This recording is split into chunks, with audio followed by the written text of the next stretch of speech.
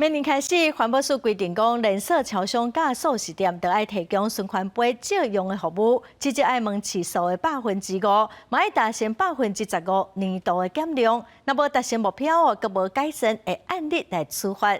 早起环保署嘛公布外这杯仔良好服务标志，包括统一超商、肯德基、有麦当劳、甲摩斯都已经摕到标志咯。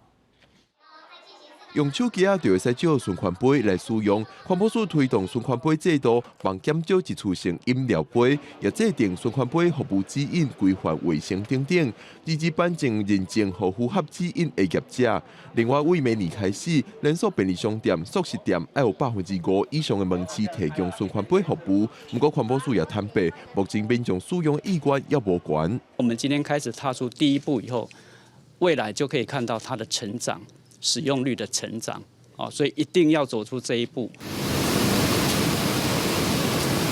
一袋一袋的循环杯伫咧机器内底洗好清气，民众使用循环杯服务，真要意的就是卫生问题。而且店头使用循环杯要放倒位、安怎运送，拢是问题。就超商代表讲，家己建立循环杯系统是开了1000多万。